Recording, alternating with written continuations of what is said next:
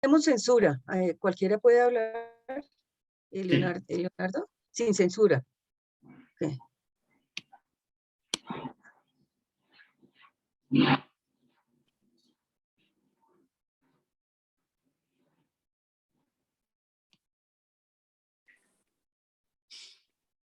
¿Salir de Zoom? Ya estamos viendo. Ok. Vale. Bueno, creo que ya ingresaron todos. Creo que podemos ya iniciar entonces. Bueno, vamos a iniciar. Buenos días, bienvenidos, bienvenidas a esta segunda sesión de Voces Filosóficas. El programa de filosofía de la Universidad Externado agradece enormemente su asistencia y su interés en este evento. Y para el día de hoy tenemos el gusto de contar con dos invitados muy especiales. Por un lado tenemos al profesor Tobias Grimaltos y al profesor Sergi Rosell de la Universidad de Valencia en España. A ellos también, por supuesto, un agradecimiento especial por acompañarnos en esta actividad y pues expreso mi gusto por contar con ustedes en este espacio.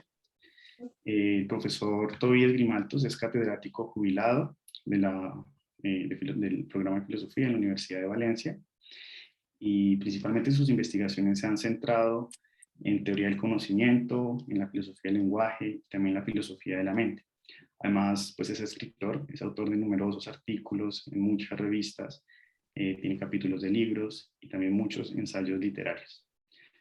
Por su parte, el profesor Sergi Rosell es profesor del Departamento de Filosofía de la Universidad de Valencia y él investiga cuestiones de la filosofía de la acción y de la mente, pero también se interesa por asuntos sobre la teoría del conocimiento, la antropología filosófica y la filosofía antigua.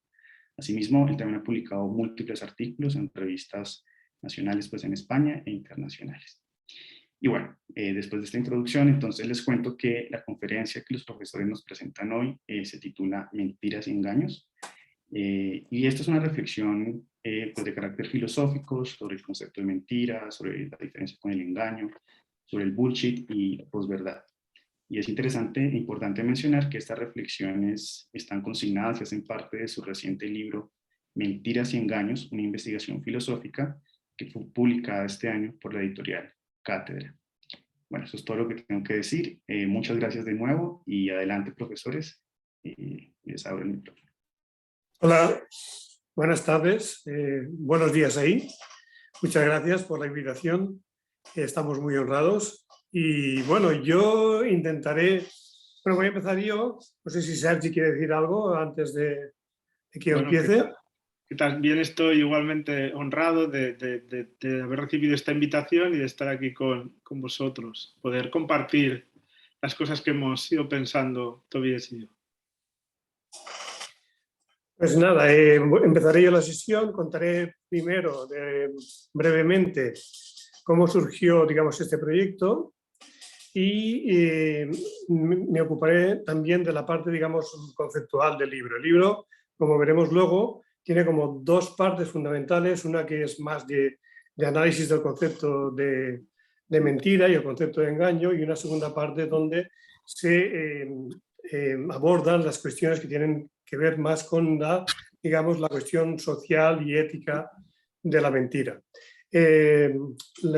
Supongo que para pasar las diapositivas tendrá que hacerlo Sergi, ¿no es así? Pero no, sí, pero no sé por qué no puedo. ¿No puedes hacerlo? Estoy como bloqueado, a ver. Y no puedo quitar la pantalla completa, no sé por qué. Si quieres, Sergi, me envías... Ah, mira, así, vale, ya. Bien, vale, esto es perfecto. Sí, bueno, contar un poco, digamos, cuáles son los antecedentes de esto. Sergi y yo venimos colaborando sobre este tema desde hace tiempo, como se puede observar aquí. Empezamos, pues mira, tan lejos como que en el año 2013 hicimos esta ponencia, esta comunicación en la Joint Session de la Aristotelian Society y la Mind Association en la Universidad de Exeter. Esto fue una primera aproximación, digamos, a una idea que teníamos relativa al concepto, digamos, la condición de falsedad en la mentira, que luego veremos con detalle. A continuación también hicimos una comunicación en el 8º Congreso Europeo de Filosofía Analítica, que tuvo lugar en Bucarest. Luego también otra en el primer Congreso Internacional de la Red Española de Filosofía. Y finalmente un artículo en la revista Teorema. Bueno, como sabían, por decir así, que nosotros habíamos trabajado en esto durante este tiempo, desde la editorial Cátedra, que tiene una serie de monográficos sobre temas filosóficos, digamos, de interés actual, nos propusieron colaborar y hacer un volumen sobre la diferencia, también, sobre la mentira, también la diferencia entre mentira y engaño. Aceptamos gustosos y de esta propuesta salió el libro que ahora vamos a presentar y a comentar. Fue un trabajo arduo, largo, coincidió con el inicio de la pandemia, lo cual, a pesar de todo, nos favoreció en este sentido, nos permitió, digamos, centrar más en este proyecto y que fuera el foco casi exclusivo de nuestro interés, de nuestra colaboración. Bien, tenemos aquí el índice del libro y como podemos ver, tiene 9 capítulos. De ellos, digamos, los primeros 5 están más centrados en lo que es la mentira y el concepto de mentira. Luego hay otros 3, el 6º, el 7º y el 8º, que tienen que ver con esa relación, digamos, la perspectiva, digamos, abordar la mentira desde qué importancia tiene en la vida social, las cuestiones éticas sobre la mentira. Y finalmente el capítulo 9 aborda la cuestión del llamado bullshit, que tan de actualidad está en nuestros tiempos, que se caracteriza por aquello de la posverdad. Bien, entonces este último capítulo, digamos, de alguna manera aúna esas dos perspectivas, la perspectiva conceptual y la perspectiva ética y social de la mentira y del engaño. Bien, paso a comentar brevemente cada uno de los primeros capítulos, muy brevemente, para que, digamos, nos podamos hacer una idea de qué es la mentira, cómo se ha abordado y qué discusión hay al respecto. Bien, digamos que toda nuestra tradición, todo nuestro concepto de mentira, más o menos, en la tradición occidental, parte prácticamente de Agustín de Hipona, que definió la mentira como decir lo falso con la intención de engañar. Bien, eso lo dice en un librito muy conocido, que yo recomiendo, un libro estupendo, donde dice eso, que se llama De Mendacio, y luego, digamos, lo perfila un poquitín más y dice, bueno, en realidad, más que sea falso, basta con que el hablante, quien miente, el mentiroso, crea que es falso. Aquí se inicia primero, ya en principio, una polémica, que es si para mentir hay que decir, se ha de dar que lo que se dice es falso o basta con que quien habla, el mentiroso, crea que es falso. Según qué perspectiva adoptemos, las consecuencias son unas u otras y eso se verá luego en el libro en otros capítulos. Bien, por lo tanto, si mentir es decir aquello que es falso o que se cree falso con la intención de engañar, vemos que, según esa concepción de la mentira, son condiciones necesarias para mentir las que aquí se enumeran, prácticamente que constituyen los distintos apartados de este primer capítulo. La condición de enunciación, es decir, hay que decir algo a alguien, la condición de falsedad y la condición de creencia falsa, y aquí es donde teníamos ese problema, es decir, hay que decir algo falso o al menos que se crea falso. La única condición que parece universalmente aceptada es que para mentir lo que se dice tiene que creerse falso. Si es falso o no, sobre eso hay discusión. La condición de falsedad muchos no la establecen como necesaria, piensan que no hace falta que sea falso, pero sí todo el mundo está de acuerdo en que quien habla, de que el mentiroso tiene que creer que lo que dice es falso. Bien, parece también que es necesaria la condición de intentar engañar, porque, claro, si no ponemos como condición necesaria lo de intentar engañar, parecería que una representación teatral, una novela, un relato de ficción sería una mentira, cuando no lo es, porque lo que se dice es creído falso por quien lo enuncia.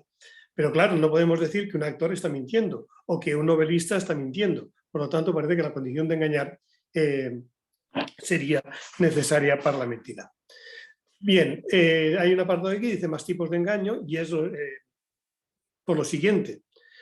No, la mentira es un intento de engaño, eso parece, pero no es la única manera de engañar. Podemos engañar a través del lenguaje diciendo, por ejemplo, diciendo cosas que son verdaderas, pero que sabemos que a partir de ahí el oyente formará una creencia falsa. Es lo que se dice, lo que podríamos llamar el engaño veraz.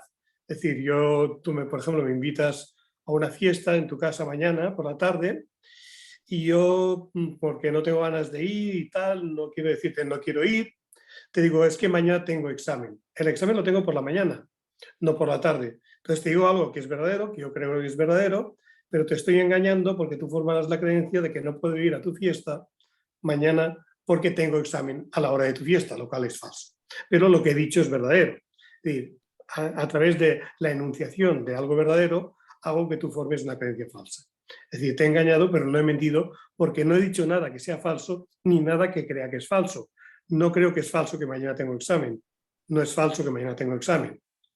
Lo que es falso es que lo tengo a la hora que tienes la fiesta, pero eso yo no lo he dicho. Bien, en el capítulo segundo abordamos otra cuestión que es interesante y es la siguiente. Parece que, claro, solo se puede mentir a través de la enunciación. Es decir, solo los enunciados, solo las oraciones susceptibles de ser verdaderas o falsas pueden servir como vehículo de la mentira. Parece que no puedo mentir mediante una pregunta o mediante una orden. Si yo te pregunto, ¿Colón descubrió América? Pues bueno, ahí no puedo mentir. O si te cierro la puerta, pues eso tampoco, porque no es susceptible de ser verdadero o falso. Si para mentir hay que creer al menos que es falso, ni las órdenes, ni las preguntas, ni las promesas, etcétera. A las promesas es distinto porque, bueno, por eso no entraremos ahí. Parece que no pueden ser vehículo de la mentira. Pero también parece que para mentir lo que cuenta es lo que se dice, no lo que se presupone, no lo que de alguna manera se hace pensar, lo que se llama en pragmática las implicaturas conversacionales. Entonces en este capítulo se aborda la cuestión de si se puede mentir, si también forma, para evaluar si algo es mentira, hay que considerar solo lo que explícitamente se dice o también, por ejemplo, lo que se presupone. Si yo digo que Juan ha dejado de fumar cuando sé que nunca ha fumado, yo no he afirmado que ha fumado, pero parece que es un presupuesto. Si no ha fumado, no puede dejar de fumar. Entonces, he mentido si he dicho que Juan ha dejado de fumar si nunca ha fumado. Ese tipo de cuestiones que forma parte de lo dicho, que forma parte de la mentira, que no, y si se puede mentir, digamos, no literalmente, es decir, con presupuestos, con cosas que de alguna manera se implican, etcétera, etcétera. Bien, en el capítulo tercero se aborda esta cuestión que hemos anunciado al principio, de si hace falta que lo que se diga, que lo que se dice sea falso, o solo si se tiene que creer falso. Tanto Agustín de Hipona como Tomás de Aquino, que son, digamos, los llamados padres de la Iglesia, que son los que más han trabajado sobre esto en la tradición, en una tradición que arrastramos, dijeron que lo que hay que evaluar en realidad es la intención del hablante, más que, digamos, la verdad o falsedad real. Si el hablante tiene la intención de decir algo falso, ya está mintiendo con independencia de que sea verdaderamente falso o no, que sea realmente falso o no. Bien, pero aquí se produce un problema y es el siguiente. Pensemos que se dice que la mentira es un intento de engaño. Bien, parece que el mentiroso tiene éxito cuando el oyente cree aquello que él ha dicho. Bien, si de alguna manera, digamos, el mentiroso dice algo con la intención de que el oyente lo crea, parece que si el oyente cree lo que el hablante dice, ha sido engañado. Pero atención, si no ponemos como condición necesaria de la mentira que lo que se dice sea falso, entonces se puede producir lo siguiente. Yo digo algo, tú me crees, parece que mi intento se ha cumplido porque yo lo que quería es que tú me creyeras, pero en realidad, si no ponemos como condición necesaria la falsedad, puedo tener éxito en que tú me creas y no haberte engañado, porque a pesar mío, lo que he dicho es verdadero y por lo tanto tú no has formado una creencia falsa. Entonces, y esto es una cosa que creo que es un punto interesante de nuestro libro que nosotros no hemos visto en la literatura, se identifica la intención de engañar con la intención de ser creído. Pero insisto, si no ponemos como condición necesaria de la mentira la falsedad, entonces la intención de ser creído no coincide con la intención de engañar. Y eso nos lleva a diferenciar entre dos tipos de mentira que tampoco se han explotado, que tampoco aparecen en la bibliografía, en la literatura sobre el tema, y que hemos llamado mentiras doxogénicas y mentiras falsificadoras. Digamos, a veces resulta que el mentiroso lo que quiere es que crea lo que él dice.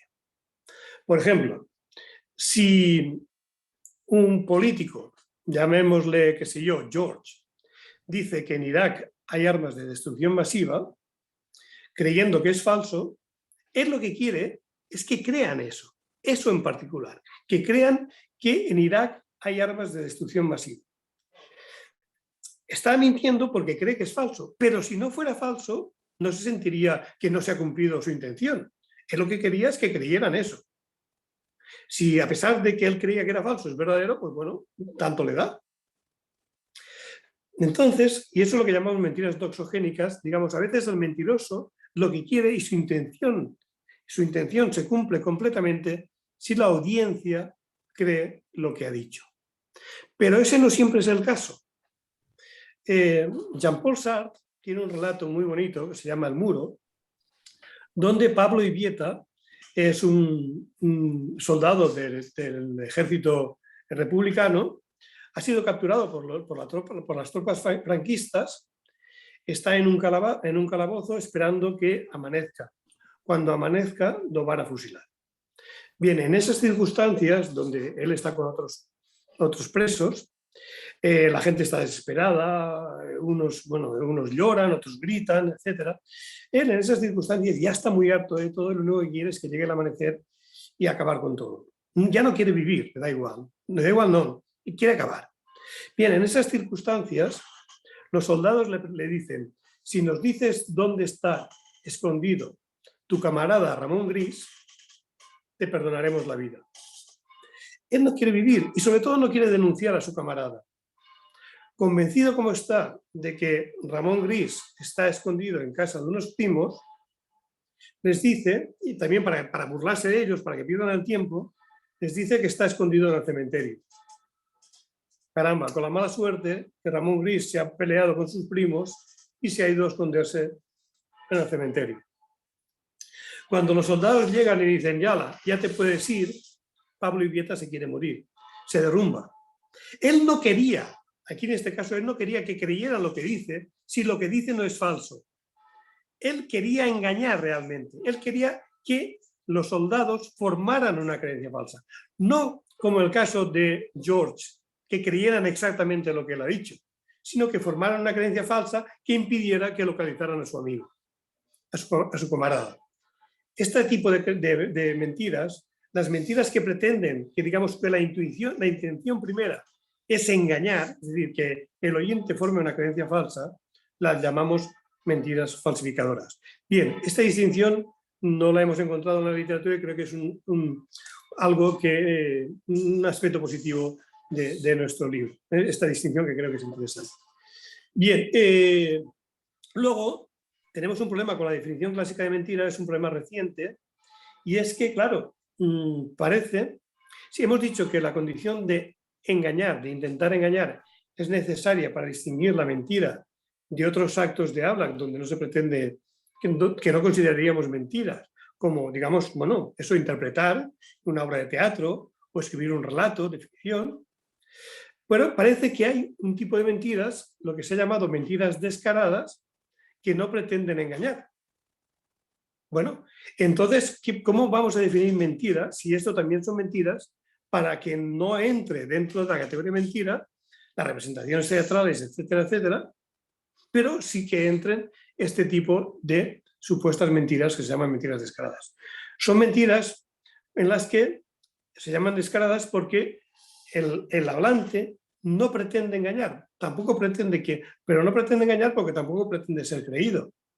Por ejemplo, bueno, un caso típico y famoso es el de un testigo en un juicio que tiene que declarar si el acusado cometió un asesinato. Todo el mundo en la sala sabe que él lo vio porque se ha proyectado antes un vídeo donde se le ve a él viendo cómo el otro mata a la víctima. Y sin embargo, él dice, porque su testimonio, digamos, es crucial, dice, ¿vio usted, cometió fulano el asesinato? No, no lo cometió, yo no lo vi. Sabe que no lo van a creer, sabe que está cometiendo perjurio, todo el mundo lo sabe, pero, digamos, como teme que si declara la verdad el acusado, que es un mafioso, lo va a matar o lo que sea, pues dice que no, ¿vale? Entonces, digamos, parece que hay casos en los cuales alguien está diciendo algo que sabe que no va a ser creído, etcétera, pero que cree que es falso, y ese tipo de acto también se llaman mentiras y son mentiras descaradas. Bueno, si estos realmente son mentiras, entonces, ¿cómo podemos definir la mentira? Si tenemos que prescindir de la condición de intentar engañar, ¿cómo podemos definir la mentira para que no se nos cuelen cosas que no consideraríamos mentira, pero que podamos aceptar este tipo de mentiras distintas que no pretenden engañar? Eso lo abordamos en el capítulo 4.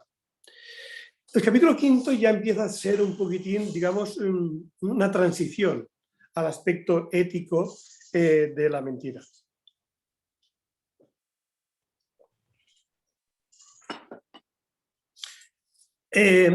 Vamos a ver, hacemos aquí una distinción que tampoco es muy usual, de hecho parece extraña, muchos autores, bueno, digamos la mayoría de autores no la harían, y que incluso costaría un poco de hacérsela aceptar, y es la distinción entre creer algo y creer que algo es verdadero. Y eso tiene relevancia porque, digamos, de cara a considerar cuándo uno es sincero y cuándo no. Digamos, aquí exploramos un ejemplo bastante interesante de Bernard Williams sobre un tipo de engaño, de esto que hemos llamado engaño veraz, es decir, de algo que es verdadero, pero que causa una creencia falsa en el oyente. El ejemplo de Bernard Williams es de alguien que te dice, una persona que te dice, alguien ha estado abriendo tu correo, ¿vale? Cuando quien ha estado abriendo el correo es esa misma persona que me lo dice.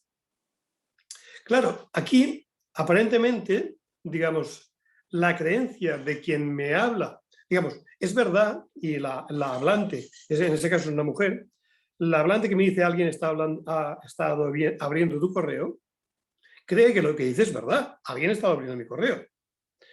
Pero digamos, la creencia que tiene la hablante y la creencia que adquiere el oyente son muy distintas. En realidad, la hablante cree alguien, es decir, yo y solo yo, ha estado abriendo tu correo. Mientras que el oyente creerá que alguien que no es ella ha estado abriendo mi correo. En realidad son creencias completamente opuestas. Imaginemos que las personas que, pues las posibles personas o los posibles abridores de correo son A, B, C, D y E, incluyendo la hablante. La creencia de la hablante es A, y ni B, ni C, ni D ha estado abriendo tu correo, mientras que el oyente, la creencia que formará es que o B, o C, o D, pero no A, ha estado abriendo su correo. Entonces, fijaos, ¿qué hace falta para ser sincero? Hay que transmitir, hay que enunciar algo que exprese concretamente, realmente, las condiciones de verdad de la creencia del hablante. Eso sería imposible. Si yo os digo, un amigo mío toca el piano, bueno, yo sé qué amigo es, vosotros no. Mi creencia y la vuestra son distintas. Ese amigo para mí es alguien en particular, para vosotros todavía no sabéis quién es. No podemos transmitir siempre, sobre todo Por ejemplo, porque vosotros no conocéis a este amigo. No tiene sentido que diga, mi amigo Juan toca el piano, y diga, bueno, ¿y quién es Juan? Pero lo que sí que tenemos que hacer es decir algo sabiendo que eso que decimos, o procurando que eso que decimos, no genere una creencia falsa en el oyente, como es el caso del hablante que dice, alguien ha estado abriendo tu correo. No he dicho nada falso, pero sabía que produciría una creencia falsa en el oyente. La creencia que ella tiene sobre este tema es completamente contraria a la que sabe que formará el oyente. Por lo tanto, no tenemos que asegurarnos que lo que decimos expresa concretamente nuestra creencia y que eso hará que el oyente crea exactamente lo mismo que creemos nosotros. No sería posible, como muestra el ejemplo de un amigo mío toca el piano, pero por lo menos sí que tenemos que garantizar que el oyente no formará una creencia falsa. Al menos debemos intentar que eso sea así. Bueno, y creo que con esto yo ya, digamos, he tratado la parte que quería y le cedo la palabra a Sergi. Lo que vamos a hacer ahora es un poco, digamos, hacer con más detalle algunas de las partes del libro. Le cedo la palabra a Sergi, que va a hacer esto mismo con creo que uno de los capítulos, o al menos un tema central de la parte, digamos, ética y social de la mentira. Lo que era Sergi. Sí, bien, en realidad ahora en el libro, si siguiésemos la lectura, digamos, lineal, aparecería este capítulo que veis ahí como ¿qué hay de malo en mentir? Es decir, que tratamos el tema moral, de la prohibición de la mentira, de una serie de cuestiones. Luego también el otro capítulo es sobre la comparación entre si realmente es peor mentir que engañar sin mentir, que es una intuición que mucha gente tendría, que preferiría evitar mentir, aunque eso le forzase, digamos, a algún tipo de engaño, pero siempre que no dijese literalmente cosas falsas. Y luego hay otro capítulo que habla más en general de la confianza y de la insinceridad, digamos, en un sentido más amplio. Yo lo que voy a hacer, a ver si va esto. A veces no me... Vale, lo que voy a hacer es hablar sobre todo de una idea que aparece aquí en el capítulo 8, pero que recoge ideas del 6 y el 7. Lo que voy a hacer es intentar entrar un poco más en concreto en una cuestión y tratar de ofreceros un argumento del que va ese capítulo para que podamos entrar más en una cuestión filosófica más de primera mano, digamos. Luego le volveré a ceder la palabra a Tobías, que hablará del bullshit y hará algo parecido con este mismo capítulo. Bien, aquí tenéis algunas ideas que nosotros hemos ido defendiendo en otros capítulos. Algunas de estas cosas no las ha nombrado Tobías, pero para que veáis que aparte de lo que ha dicho también defendemos otras cosas, ¿no? Defendemos una concepción de las mentiras que evita las definiciones en términos de condiciones necesarias suficientes y que busca unas características prototípicas de manera que podemos, digamos, trabajar o lidiar con los casos marginales como marginales y no como a casos que se introducen en el mismo concepto como si fuesen centrales y distorsionan un poco la cuestión. Aquí tenéis algunas ideas que también defendemos. La sinceridad la sinceridad conlleva no mentir más o no tratar de engañar a otros. Es decir, en el último capítulo que había hablado Tobías, digamos que tratamos del tema de la sinceridad, de qué consistiría ser sincero o no ser insincero, y aparte de lo que ha dicho también tratamos de perfilar algunas otras cosas. Luego ya en estos capítulos que iba diciendo, en el 6 y el 7, pues hablamos de mentir. Lo que nosotros diríamos es que mentir está mal en la medida que implica la intención de engañar. Y normalmente consideramos acertadamente que mentir está mal, en tanto que mentir típicamente conlleva la intención de engañar, pero de engañar con una mala, digamos, con el objetivo de dañar a la víctima, porque también podemos hablar de casos en los que el engaño se presenta como altruista, al menos. Yo voy a hablar de estas cosas ahora a continuación, ¿de acuerdo? Pero esto, digamos, es un presupuesto necesario para entender lo que voy a decir, porque viene seguido de lo que decíamos en los capítulos anteriores. El engaño también puede producir diferentes tipos de daño, también hablamos de esto. en aquel que es engañado. Por eso para nosotros lo fundamental es el engaño que conlleva la mentira o el intento de engaño. Por eso nosotros defendemos en el capítulo 7 que realmente si todo es igual, entre mentir y engañar evitando mentir tampoco hay ninguna diferencia relevante o moralmente relevante.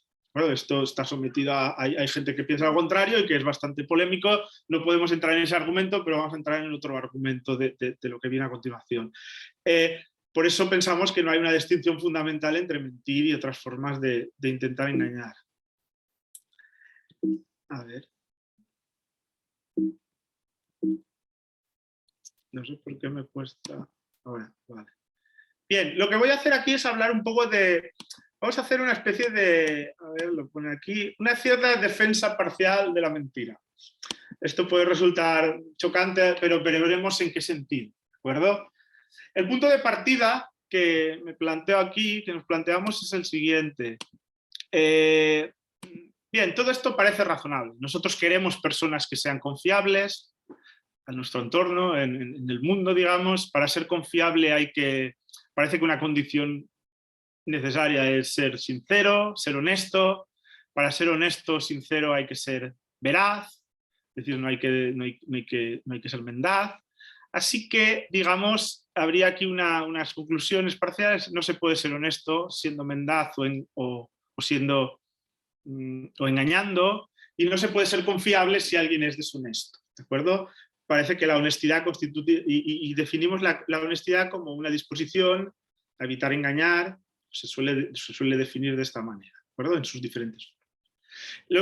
El argumento que vamos a desplegar ahora, en particular lo voy a hacer yo, pero es nuestro argumento en el libro, en el capítulo 8, es tratar de cuestionar alguna de estas ideas que parecen completamente razonables, pero que creemos que tienen algunas dificultades que aparentemente no aparecen, para, digamos, un poco reordenar esta cuestión.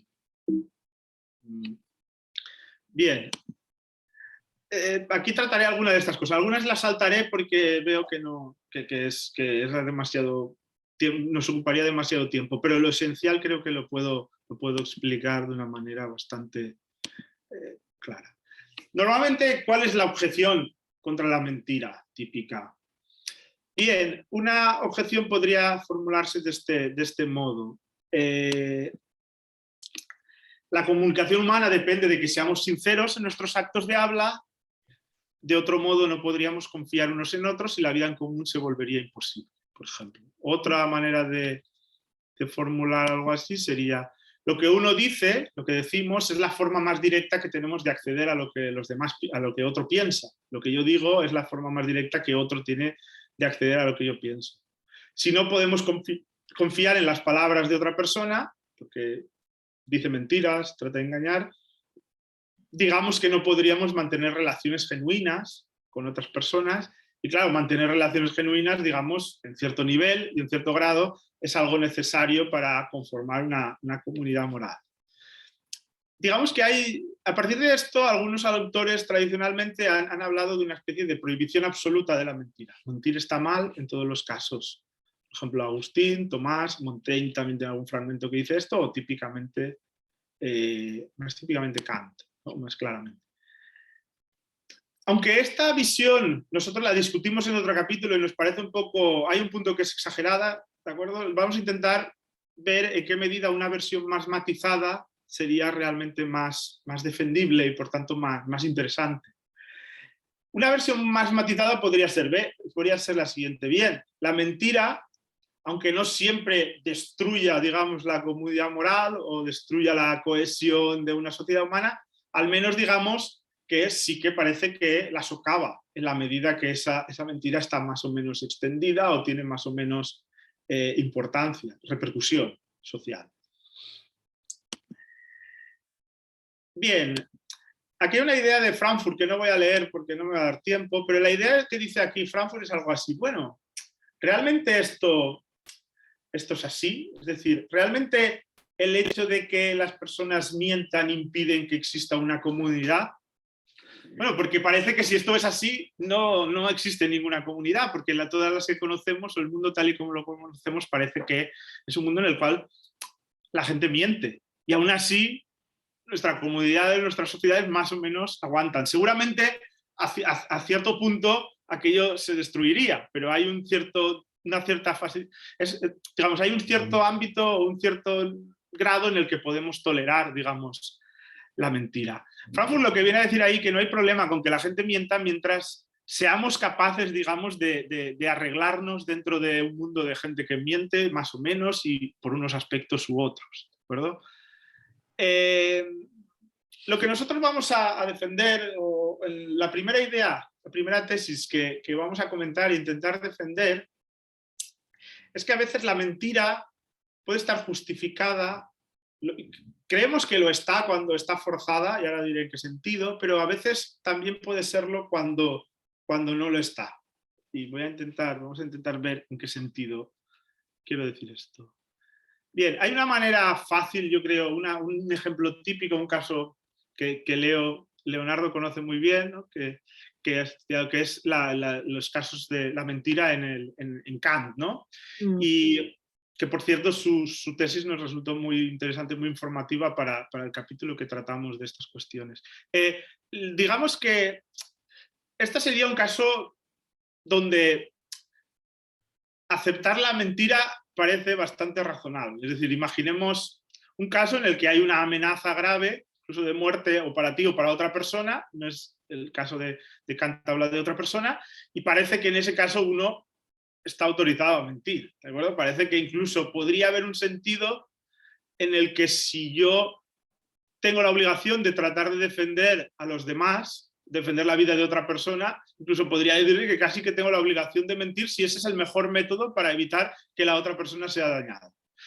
Nos parece un poco, digamos, demasiado rigorista, digamos, tratar de abordar esto de esta cuestión. Pero este es el tema que discutimos en un capítulo previo y que tampoco voy a entrar ahora mismo a fondo, y que, digamos que de momento vamos a dar por supuesto que en casos de amenazas graves sería aceptable mentir, y parece que habría un gran problema moral en general.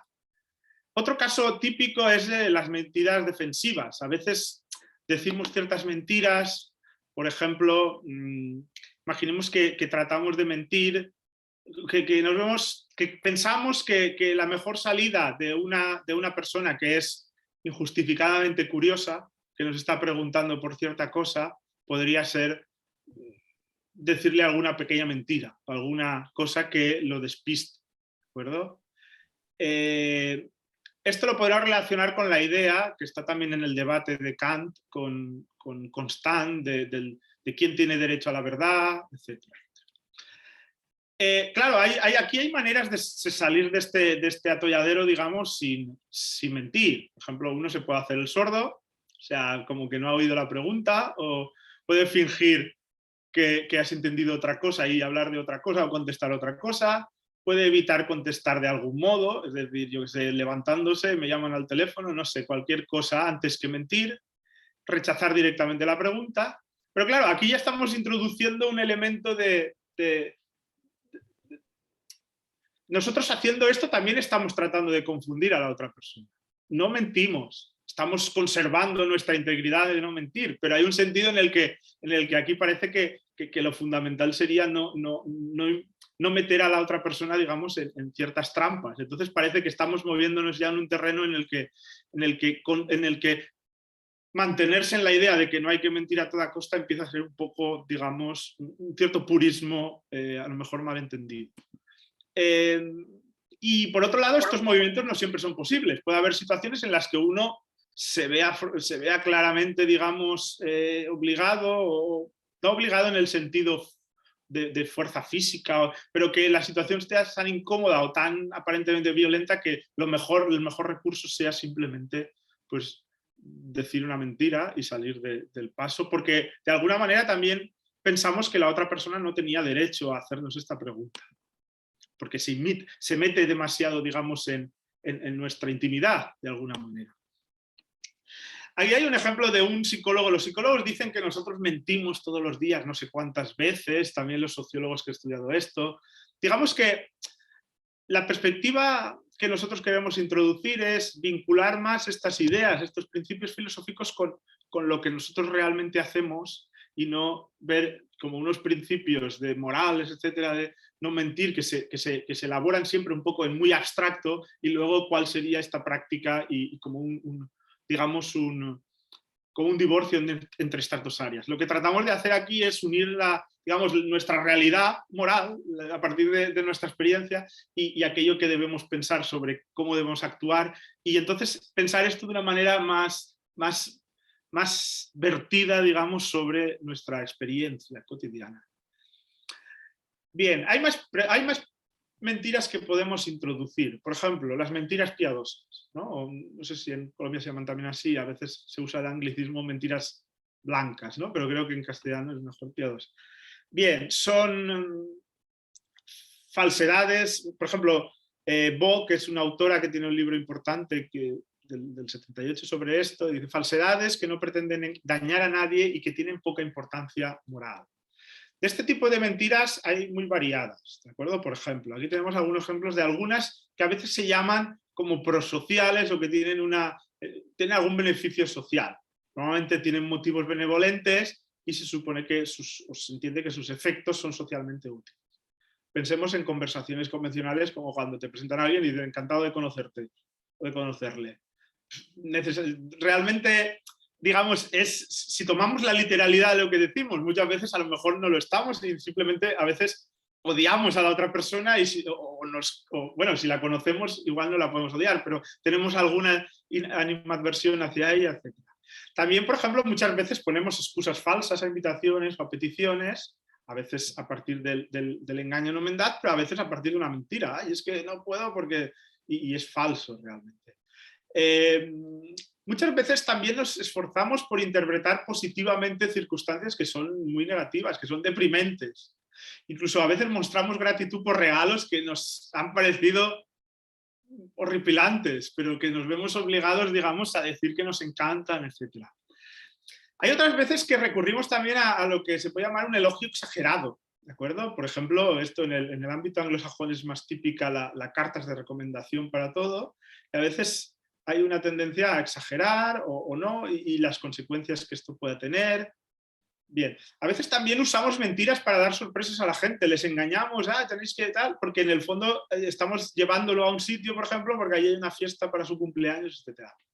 Digamos, estos son todo mentiras que seguramente todo el mundo aceptaría que si son mentiras son piadosas, son falsedades, porque lo que decimos, digamos, que es falso, pero no lo creemos, o al menos no lo creemos, pero digamos, parece que no pretende... Bueno, esta es la definición de Vogue. Yo creo que algunas sí que pueden pretender engañar. Cuando nosotros le agradecemos a alguien su regalo y no nos ha gustado a nadie, es porque creemos, muchas veces sí que tenemos la intención de que el otro crea que el regalo nos ha gustado. Y por tanto sí que le estamos intentando engañar. Aunque bueno, todo el mundo diría que es una cosa benevolente, que tiene poca importancia y que no pasa nada. Normalmente, ¿verdad? Luego hay aquí otros tipos, mentiras, por ejemplo, que a veces la llaman educativas, es decir, engañar a los niños sobre cuestiones de sexo, de la muerte, hablarle de Santa Claus, hablarles del ratoncito Pérez, que sé que en Latinoamérica se dice de otra manera, pero no me acuerdo, y que es este que viene cuando a los niños les cae un diente y ponen el diente debajo de la almohada y entonces los padres cambian el diente, bueno, si hay algún niño aquí que se tape los oídos, cambian el diente y le ponen una moneda o algo así. También hay a veces otras cosas, a veces exageramos al contar las cosas. Claro, ¿en qué medida una exageración es una mentira? Hay casos que claramente son mentiras, ¿de acuerdo? Donde introducimos elementos que son falsos y muchas veces con la pretensión de engañar, a veces para uno ponerse por delante de otros, pero a veces simplemente por digamos, en el calor, digamos, del relato. Y también pueden serlo simplificaciones excesivas. Bueno, podemos hablar de más cosas. Por ejemplo, la cortesía. Hay autores que han, por ejemplo, Lakoff ha hablado de reglas de cortesía que serían como un añadido a las máximas de Grice. Por ejemplo, cuando en las interacciones conversacionales no tratar de imponerse al otro, darle opciones de salida. Cuando dices, no, esto es así, y el otro dice, yo creo que tal. Normalmente decimos, pues yo pensaba o creía que era tal, aunque estés convencido. ¿Por qué? Realmente estamos como no estamos diciendo realmente lo que creemos, porque estamos convencidos, pero estamos como dándole una salida al otro para no machacarle en el sentido, no, esto es así, te equivocas, porque llevaría una tensión innecesaria la mayoría de veces. Ser afable, etc. Normalmente las mentiras estas piadosas o blancas son más aceptables en contextos donde digamos, las expectativas de informatividad son más bajas. Por ejemplo, yo qué sé, si hay un caso de vida o muerte y le pedimos ayuda a un policía y el policía nos viene con una cortesía innecesaria, estamos perdiendo el tiempo. O sea, tiene que ir al grano y entonces tiene que dejarse de estos, incluso de algún tipo de mentira que tenga que ver con esta cortesía, ¿no? Mientras que en los casos donde hay menos demanda, donde lo que interesa es más mantener un fluido de conversación, digamos, pues la cortesía tiene más importancia, incluso, digamos, la exigencia de sinceridad se rebaja a veces, etc. Puede haber incluso algunas mentiras por cortesía que se asemejen a las descaradas, es decir, y a veces las hay. Claramente uno te dice, por ejemplo, el encantado de conocerte a veces puede ser una mentira descarada, donde el otro claramente sabe que no estás encantado y tú aún así, digamos, la norma social te lo dice y el otro te lo contesta y claramente los dos sabéis que ninguno de los dos está encantado. Pero, digamos, es una fórmula también que digamos... hay un juego aquí entre sinceridad, digamos, y cortesía o buenas maneras, donde a veces se pide más sinceridad, a veces menos, en favor de esta cordialidad. Bueno, la sinceridad a veces puede ser conflictiva. Esto sería una idea también que luego vamos a ver si me da tiempo. Bien, voy a intentar ir más a prisa un poco. Hay gente que considera que esto no son realmente mentiras, ¿de acuerdo? ¿Por qué? Porque, digamos... hay ciertas convenciones que las envuelven que cancelarían la expectativa de veracidad, básicamente. ¿De acuerdo? Y son una especie de contextos como los de broma o de interpretación de la ficción, etcétera, etcétera. No son como verdaderas aseveraciones. A mí esto me parece que es una especie es como buscar una solución al problema muy ad hoc, ¿no? Como a mí me interesa, estas no me interesa meterlas como mentiras porque me produce un problema, pues vamos a considerar que no son mentiras. No creemos que haya unas convenciones claras, a veces puede haberlas. Lo que suele haber siempre o muchas veces es una cierta relajación de expectativas de veracidad. Cuando tú le das un regalo a otro, muchas veces espera como que te lo agradezca y que como que le guste, aunque no está claro en qué medida. Por eso muchas veces sospecha, ¿no? Y dice, bueno, a lo mejor no le ha gustado, pero no. O sea, la expectativa de veracidad suele bajar en pro de la cordialidad.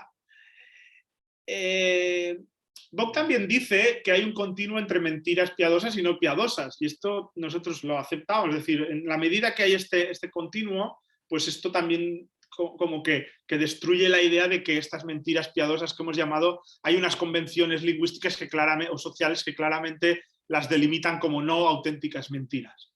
Esto a veces puede ser claro, pero otras veces no tanto, y hay muchos casos variados. Por eso pensamos que es una distinción ad hoc, a veces pensada adrede para prohibir en sentido general la mentira, porque claro, aquellos casos problemáticos en los que sí que aceptaríamos la mentira, los dejamos, digamos, por definición fuera y entonces salvamos esta prohibición. Nosotros digamos que son casos de insinceridad, en tanto que se dice lo que no se cree, sin una suspensión estricta de la garantía propia de una aseveración, es una aseveración, su efecto en la confianza, pero digamos que el defensor de esto diría que su efecto, si son mentiras, y volvemos a lo del principio, todas las mentiras socavan, digamos, la convivencia, la vida en común, etc. Y por tanto, si son mentiras, pues deberían ser negativas. Nosotros lo que estamos intentando hacer ver es que en este caso no tienen necesariamente este efecto negativo, a veces positivo, y por tanto la idea de que las mentiras siempre socavan, digamos, esta confianza y esta posibilidad de comunicación entre nosotros no es cierta, ¿de acuerdo? Que siempre lo socaven.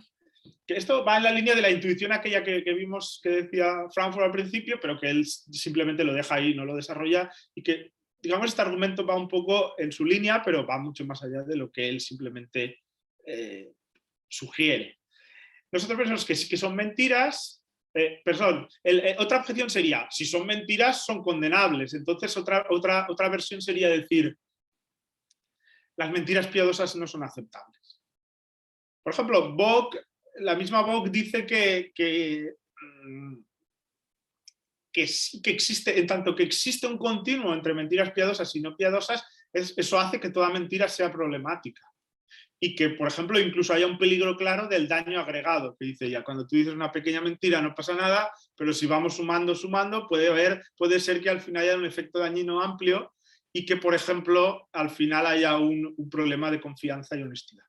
Y ciertamente en algunos casos seguramente los pueda haber. Ella se centra, por ejemplo, en el caso de las cartas de recomendación, que si nosotros vamos exagerando y vamos tal, al final ya las cartas pierden su sentido y parece que uno no pueda confiar en lo que el otro le dice, sino que hay que intentar indagar por otro lado, en algún sobreentendido, etcétera, para entender lo que nos está diciendo, porque como sabemos que la gente empieza como a inflar aquello, si yo no lo inflo, perjudico a la persona que recomiendo, entonces hay que inflarlo todos, etcétera. Bien, nosotros digamos que la falta de un límite nítido entre unas y otras tampoco es razón para condenar a todas las mentiras, sino partes del presupuesto de que mentir en sí mismo ya es condenable porque socava siempre la confianza. Es verdad que hay casos que la insinceridad puede ser beneficiosa a corto plazo y perjudicial a la larga, como denuncia Vogt, pero no necesariamente es siempre así. ¿De acuerdo? Nuestra idea, otra tesis que nosotros estamos aquí valorando, sería que hay casos en los que la confianza interpersonal se puede ver fortalecida por determinadas formas de insinceridad, como algunas que hemos visto, pero a lo mejor más crucialmente como algunas que vamos a ver a continuación. Por ejemplo, puede haber aquí es una cuestión de tacto. Imaginaros un alumno que le pida a su profesor que le valore su escrito, su ensayo, en el cual ha puesto, digamos, mucho de sí. Claro, puede haber un profesor que vaya de yo soy súper sincero y voy a tal. Entonces, claro, que aquello, por ejemplo, le parezca horrible y entonces exprese una opinión drástica. Parece que esto no es lo más adecuado. O sea, porque también pensemos que hay que valorar muchísimas más cosas, que no es solo la calidad objetiva de aquel escrito, sino que el escrito en qué momento, cómo, en qué fase de su formación, etc. Parece que la respuesta debe modularse y debe tener en cuenta muchas otras cosas que no tienen que ver exclusivamente con un juicio sobre la calidad objetiva de aquel texto que tienes delante. Claro, a veces mejor relativizar, podemos tratar podríamos decir que es incluso bueno mentir si tenemos en cuenta qué estamos diciendo cuando decimos aquí mentir, ¿de acuerdo? O más que una opinión tajante. Vogt, por ejemplo, dice, que también pone este ejemplo, que discute un ejemplo como este, que cuando te piden la opinión honesta, entonces sí que puedes decir todo. Pero nosotros creemos que no, que incluso cuando te piden tu opinión sincera, a veces no se puede simplemente expresarla. Y tampoco estamos hablando aquí de adulación, ¿de acuerdo? O de ser, o sea, de querer quedar bien con el otro, sino hacer de aquellos que nosotros consideramos que es lo moralmente correcto en la situación en la que estamos. Y esto es lo importante. En el fondo estamos valorando aquí si mentir está bien o no, porque lo que nos interesa es cuál es la conducta correcta, adecuada en estas y otras circunstancias. Bien. Hay otro tipo de mentiras. Aquí hablábamos de las paternalistas, que son unas que se suelen... Mucha gente... A ver, por ejemplo, imaginemos un diagnóstico médico muy grave que se le informa a un familiar y entonces hay un dilema si se lo decimos al padre anciano o no, o la madre. Mucha gente pensaría que al menos es discutible y creo que la decisión de no decirlo no es condenable per se, sino que depende de las circunstancias. Obviamente, en tanto que restringen elecciones, o sea, le impiden a la persona saber en qué estado está y a lo mejor hacer ciertas cosas, etcétera, pues son manipuladores en el sentido de que no le decimos la verdad y le hacemos creer algo que sabemos que no es cierto. Se puede decir de muchas maneras. Por ejemplo, aquí hay una más de no padre, ha dicho que aún hay esperanza. A lo mejor ha dicho que no hay ninguna esperanza. Digamos que mucha gente aceptaría este tipo de mentira como una mentira aceptable que no daña, digamos, daña la sinceridad en un sentido, porque el padre, no estamos siendo insinceros, pero hay un sentido a lo mejor más profundo que no lo daña, que va en favor de preocuparte por el bienestar de esa persona.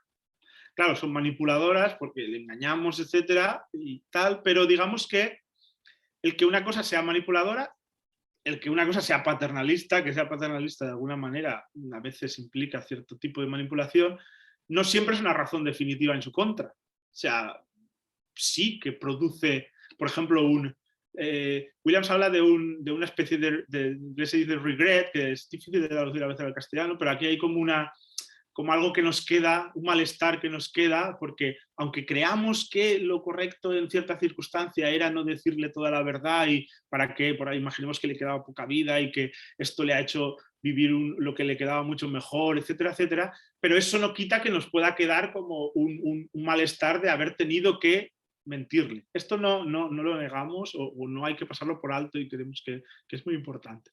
Pero aún así, habría muchos casos que la gente diría, all things considered, digamos, considerándolo todo, pues a lo mejor en esa circunstancia lo mejor era engañar o decir una mentira. En todo caso, esta respuesta, si la vemos justificada, es mendaz, es insincera, pero no parece que sea deshonesta en el sentido irrelevante. O sea, no diríamos acusar a alguien como que se ha comportado mal o que sería muy atrevido, ¿de acuerdo? Aunque uno puede estar en desacuerdo de este tipo de conducta porque es una conducta complicada y una decisión complicada. Pero esto nosotros nos llevará ahora a hacer una distinción entre honestidad y sinceridad. Esta es una distinción complicada, en inglés es mucho más, porque normalmente se utiliza como sinónimos. Creemos que en castellano hay más margen para esto, porque no siempre se utiliza como de una manera tan claramente sinónimos, pero la idea sería que hay formas de honestidad que pueden ser compatibles con ciertas formas de insinceridad. ¿De acuerdo? Esta sería insinceridad en el sentido de no decir la verdad. ¿De acuerdo? Bien, aquí había una cierta de conclusiones, lo voy a pasar rápido porque si no, y voy a ir al... Tenemos aquí, hay otros tipos de mentiras, altruistas en el sentido de mentir para salvar a alguien, para quitarle la culpa a otra persona, o incluso mentiras por modestia en este sentido, de cuando yo realizo un trabajo con otras personas, pero lo realizo yo, a veces nos parece adecuado compartir ese mérito, aunque no sea así, y parece que esto no está mal, este tipo de mentira, ¿de acuerdo? O de no sinceridad. El que más nos interesa es este caso, ¿de acuerdo? Encontramos por ahí, es la mentira no de Pinocho, sino de Geppetto. Hay un pasaje en la historia esta de Pinocho en la que Geppetto vende su abrigo, su gran abrigo, para poder comprar material escolar a Pinocho, ¿no? Y vuelve a casa, conforme dice ahí, literalmente, con solo una delgada camisa, aunque estaba nevando. Entonces Pinocho lo ve llegar así y le dice, ¿y tu abrigo, papá? Y Geppetto le dice, lo he vendido. Y Pinocho le dice, ¿por qué? Y dice, porque me daba mucho calor. Claro, Pinocho se percata de la mentira, ¿de acuerdo? Y lo abraza como vido y lloroso. O sea, no sé, aquí hay un doble. Obviamente Geppetto lo que quería era quitarle, digamos, que Pinocho se sintiese culpable porque por él tener el material escolar, el padre podría pillar o el padre o el inventor, digamos, o el creador podría pillar una pulmonía y morirse, ¿de acuerdo? Pero digamos que la cuestión es que este tipo de mentira no es una traición, decir que es una traición, esto no hemos entrado aquí, ¿no? Pero ¿por qué rechazamos la mentira? Un elemento clave es porque perdemos la confianza de los demás y nos sentimos traicionados, ¿de acuerdo? Nos faltan al deber, digamos, de cordialidad, de sinceridad que tenemos unos con otros, etc. Claro, en este caso parece que uno no se podría, o al menos él no se siente traicionado, valora aquello como una muestra de amor hacia él. Obviamente Geppetto quería que no se diese cuenta, quería mentirle realmente para que no sufriese, ¿de acuerdo? Para que no tuviese Y él al darse cuenta de esto, digamos que lo reconoce como un valor de cuidado, de amor, de interés de su padre para con él. Obviamente no es un caso de hipocresía, no es un caso de mentira por pura modestia, ni por falsa modestia, sino parece que es una mentira por el bien de Pinocho, para evitar que se sienta mal. Claro, la idea, la conclusión aquí, lo que queremos mostrar con este ejemplo es que una mentira como esta no socava la confianza no socava la comunidad moral, sino si acaso la refuerza. ¿De acuerdo? Esa sería la conclusión parcial aquí, ya estoy llegando a lo que quería decir. Claro, aquí habría todo un problema de complicar esto más. O sea, normalmente hay una, digamos, al mentir, una amenaza de la mentira es que al mentir uno abusa de la confianza para con su interlocutor, porque falsifica, digamos, su testimonio, rompe un cierto compromiso que uno tiene ante los demás con lo que dice y la veracidad de lo que dice. Digamos que esto comporta una especie de duplicidad, que tanto Kant como Tomás de Aquino insisten en esto. Uno tiene una cosa en la lengua y otra en el corazón. Esto parece que es una doblez, digamos, inaceptable, que te convierte en una especie de, al menos en esta manera de enfocarlo, como una especie de monstruo, digamos, alguien que hace algo que al mentir hace mal a los demás, pero también se hace mal a sí mismo. Esto le convierte en alguien que tiene vicios morales, etcétera, etcétera. Claro, esto es un poco unilateral, digamos, que es nuestra idea, porque de hecho la capacidad de significar con palabras lo que no se piensa, que es la manera que tiene Tomás Aquino de poner esto de manera como despectiva, digamos que es un aspecto muy destacable de nuestra racionalidad. Esto es un aspecto fundamental en nuestro desarrollo y también colectivamente, el hecho de saber qué cosas hemos de decir y qué cosas no hemos de decir. Y en nuestra cultura, en nuestra vida en sociedad sabemos qué cosas nos tenemos que guardar para nosotros, qué cosas forman parte de la esfera pública, qué cosas podemos compartir y qué no, y en qué medida tenemos que guardar un espacio de privacidad. Claro, esto no significa literalmente mentir, ¿de acuerdo? Alguien podría replicar, como Tomás de Aquino o Kant, decir, una cosa no es decir todo lo que se piensa y otra cosa es decir lo que no se piensa, o sea, mentir o engañar. ¿De acuerdo? Pero la cosa es más complicada, ¿de acuerdo? Porque tenemos que tener más cosas en cuenta. Una cosa que hay que tener en cuenta es que nosotros no estamos hablando solo de la mentira, sino que nos interesa, o sea, la discusión aquí sería entre mentir y engañar o no mentir y engañar, ¿de acuerdo? No solo no decir lo que literalmente uno no piensa, sino también no decir todo aquello que sabemos que puede llevar a engaño al otro y que a veces lo hacemos intencionalmente. Obviamente también una cosa es ser sincero y otra es ser ingenuo. No se trata de que la sinceridad implique la ingenuidad. Pero claro, el problema es que aquí hay un límite borroso, ¿de acuerdo? De hecho, es un problema acuciante. Pensad cuando tratamos de educar a un niño. O sea, nosotros queremos que sea una persona sincera, que no sea alguien que vaya por ahí, pero tampoco queremos que nuestro hijo sea alguien ingenuo. Porque sabemos que si va a ser ingenuo le van a tomar el pelo y va a salir mal parado a la larga, ¿de acuerdo? Queremos a alguien que también sea maduro en ese sentido. Eso, digamos, queremos a alguien que no sea deshonesto, pero que tampoco no sea inocente. Entonces eso hace que haya una barrera ahí problemática, ¿de acuerdo? Pero claro, en todo caso, lo que a nosotros nos interesa concluir aquí, esto habría mucho que discutir ahí, pero en todo caso la idea sería decir, la distinción entre sinceridad y insinceridad, si queremos ponerlo así, no es una distinción que nos marque el límite entre lo permisible y lo no permisible.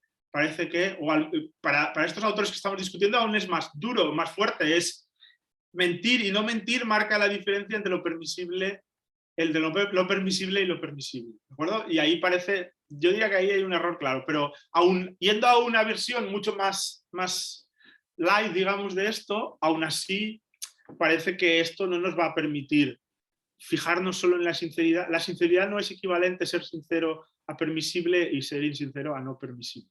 Si todo lo que hemos dicho antes tiene algún sentido, ¿de acuerdo? Y digamos que lo que hemos tratado de mostrar es que a veces la honestidad puede exigir. A veces es compatible, pero a veces incluso podría exigir. Creemos, la idea sería que en el ejemplo de Geppetto, la opción que toma Geppetto es la mejor que podía tomar. Y en ese sentido parece que la manera que tiene él más honesta en sus circunstancias de relacionarse con Pinocho una vez vuelve de vender su chaqueta es mentirle. porque decir la verdad a lo mejor, pues desde su punto de vista le podría causar un daño que él prefiere evitarle. Entonces parece que la manera más correcta moralmente de vincularse con Pinocho en ese contexto, aunque esto es muy discutible y lo podemos discutir luego si queréis, es decirle la mentira que le dice. Alguien puede decir, bueno, podría haber buscado una manera de no decirle la verdad sin mentir. Para nosotros eso no tiene mucho sentido, buscar eso, porque, digamos, estaríamos intentando engañarlo igual. Y para nosotros, digamos, lo fundamental es intentar engañar o no. ¿De acuerdo? Y en este caso parece que es bueno intentar engañar. O que es lo más, no diría bueno porque uno tendría el ethical regret del que habla muchas veces, no en todos los casos, pero en algunos sí, sobre todo en el caso del paternalismo a una persona anciana o algo así, o en el caso del niño no está tan claro, pero a veces lo podríamos tener, pero eso sería compatible con el hecho de que fuese la mejor opción dadas las circunstancias. Bien, aquí acabamos, acaba mi parte y le vuelvo a ceder la palabra a Tobias, pero antes, digamos que aquí hay un resumen de algunas de las tesis que han ido saliendo que hemos podido defender así un poco. En el libro está mucho mejor detallado y mucho más defendidas estas tesis. Lo importante también es que nosotros estamos basándonos en unos contextos y de momento ahí no queremos que esto tenga, digamos, esta defensa parcial de la mentira, en principio está al margen, digamos, de ciertos problemas que encontramos con la mentira y de los que hablará, sobre todo en parte, hablará, ¿sabéis? Cuando hable también del bullshit, que tienen que ver con la tergiversación, con la contaminación en la esfera pública o en ciertos ámbitos concretos donde parece que está de más, digamos, está fuera de lugar este comportamiento falso. Bien, aquí había una frase de Twain que a mí me gusta y digamos que, pero bien, le paso la palabra a Tobias y ahora os hablará él del bullshit.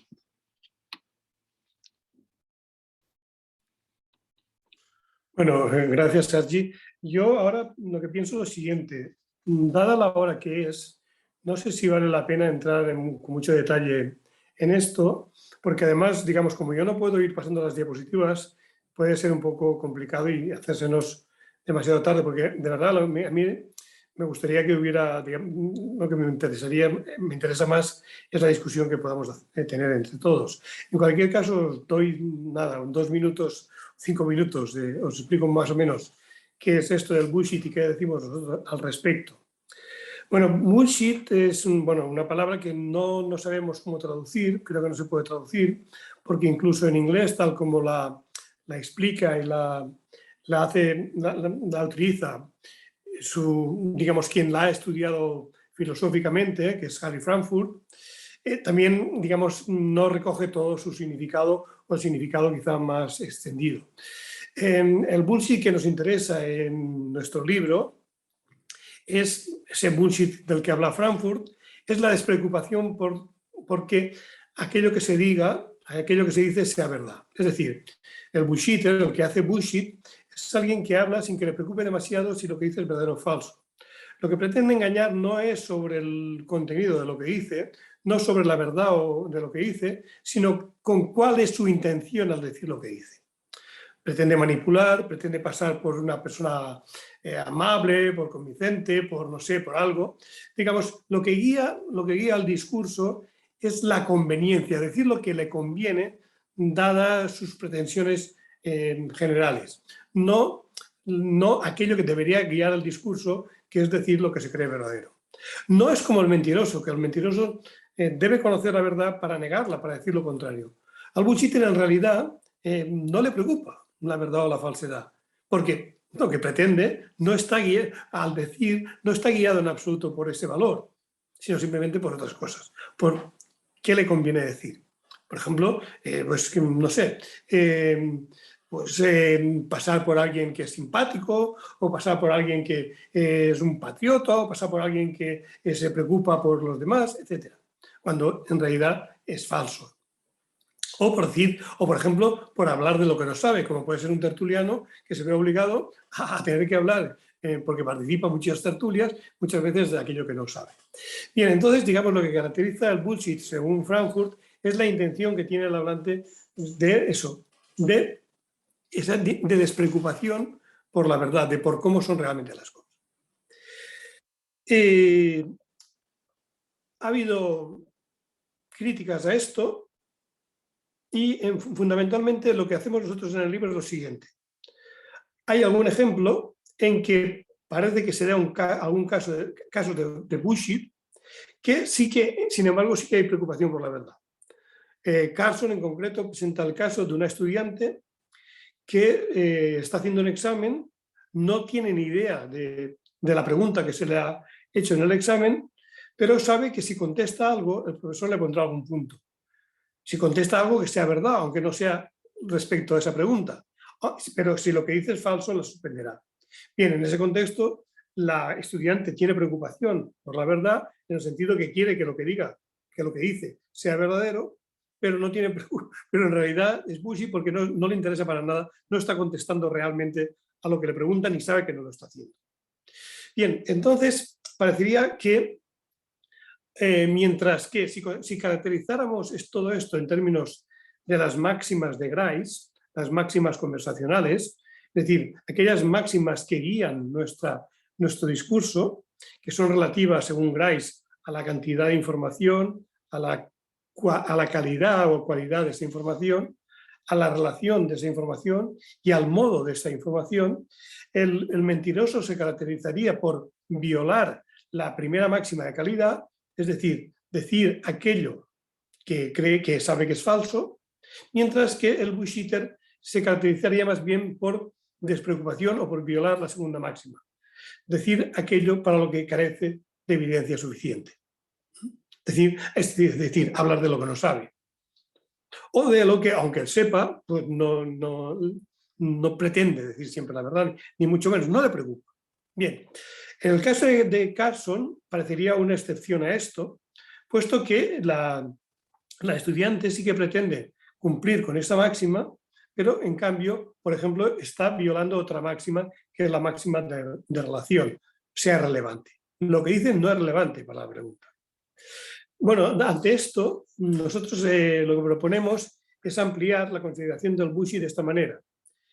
Quien hace bullshit hace fraude de discurso porque en realidad, puesto que lo que lo guía son, digamos, los aspectos perlocutivos del discurso, los efectos que pretende producir en el oyente, no le importa, se despreocupa por el cumplimiento de las máximas conversacionales en general. Es decir, se despreocupa por seguir lo que Grice llama el principio cooperativo, es decir, que hacer que su contribución a la conversación sea adecuada para el momento en que se produce.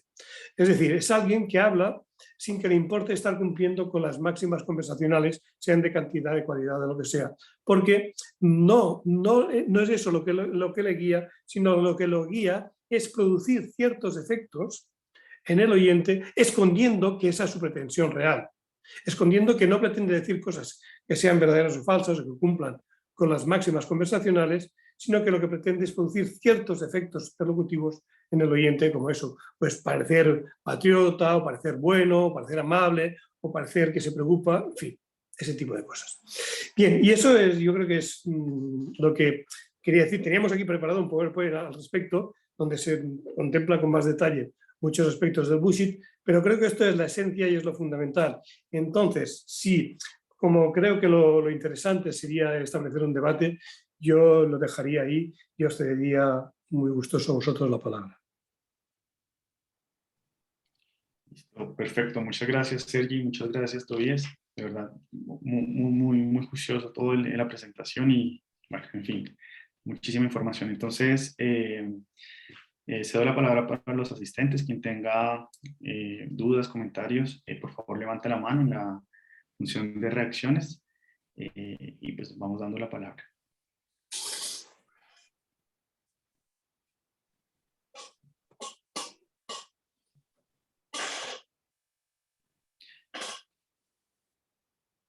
Sí, adelante. Primero el profesor Manuel Cancelado y después Juan Pablo. Gracias, Leonardo. Con mis buenas tardes para los profesores Sergi y Tobias. Muchísimas gracias por la exposición que nos acaban de hacer y a los profesores o colegas que que estén fuera de Colombia, pues un placer que al menos por este medio podamos vernos. A ver, tengo temor al plantear mi pregunta porque podría parecer un bullshitter porque no conozco a profundidad el tema. Sí me preocupa. Y a ver cómo sale la cosa.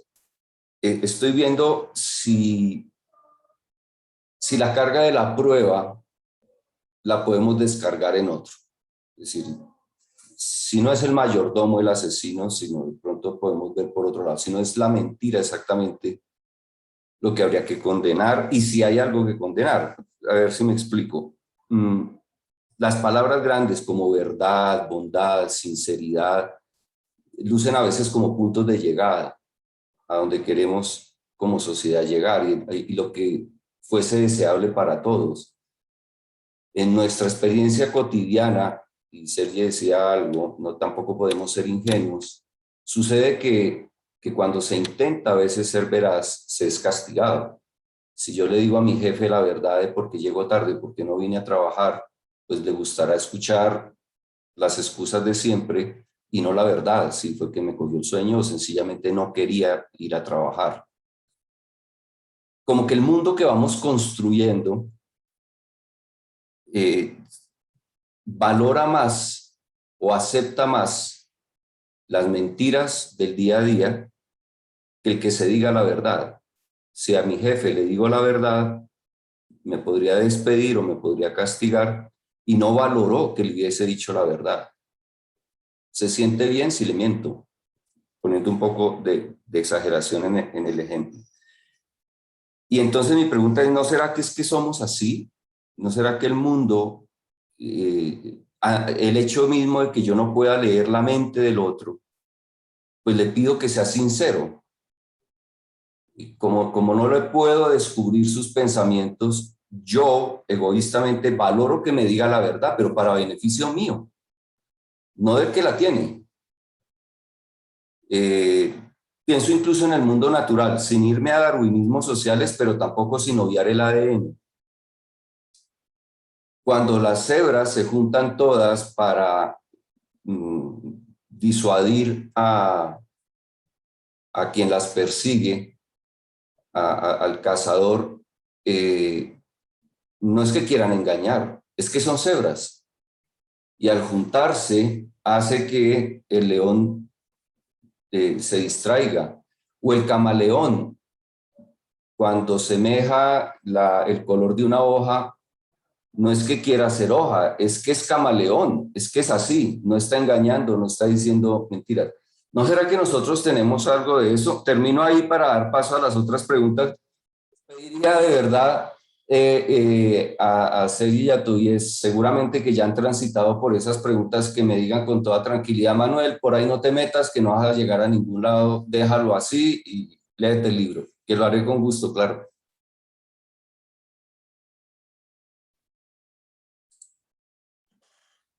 Sergi, ¿O tú, ¿eres tú? quieres contestar? O... Bueno, no, bueno, yo creo que esta te toca a ti, ¿eh? Esta te toca más a ti. Es bastante complicada, ¿eh? Esta es una pregunta muy interesante que llevaría mucha reflexión. A ver, hay un sentido que al principio parecía que entendía como que hacías una especie de reproche al hecho de que, por ejemplo, el jefe espere de ti la no sinceridad al menos, pero luego parece que hacías una especie de decir, bueno, es que la mentira va con nosotros, si he entendido bien, como con la cebra va el camuflarse y el camaleón. Y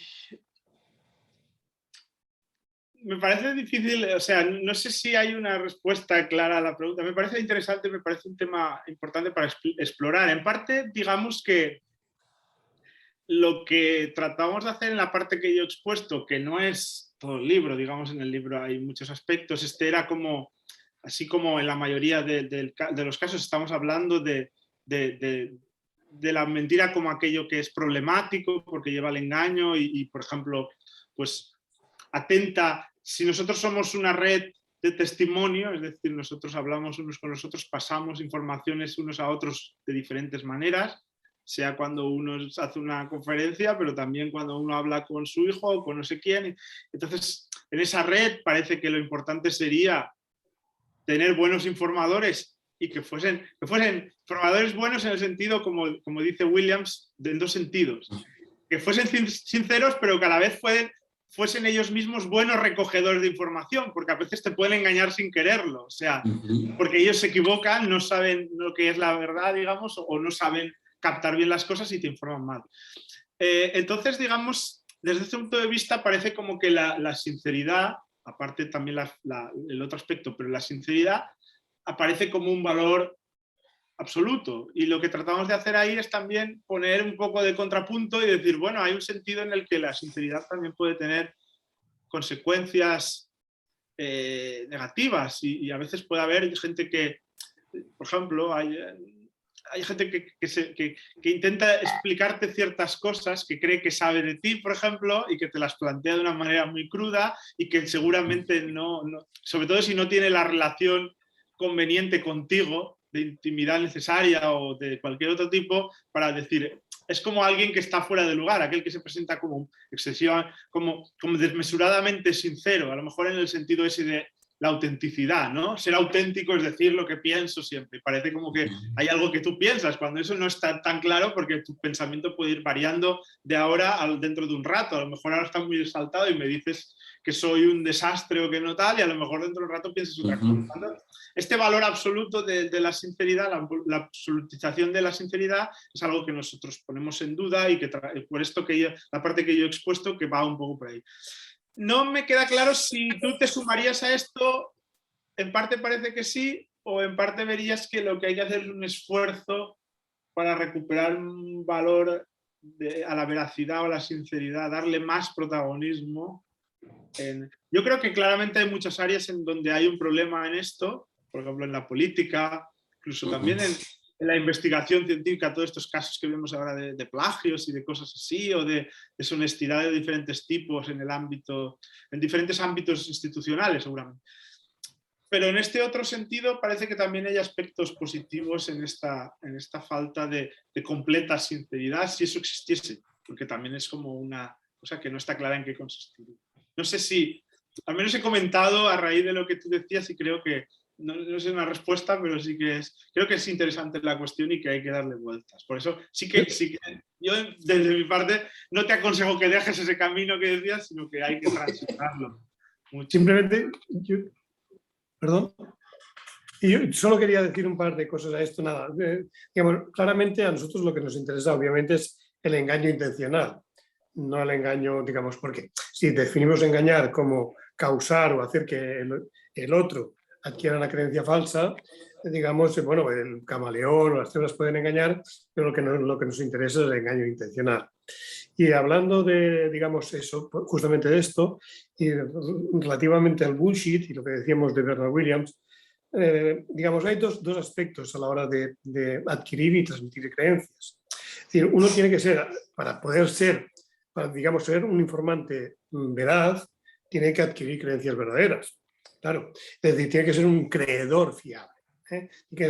Tiene que tener lo que Williams llama accuracy, es decir, tenemos que formar las creencias, en la medida, claro, buenas correctamente, creer si es P, creer que P y no creer que no P, en general.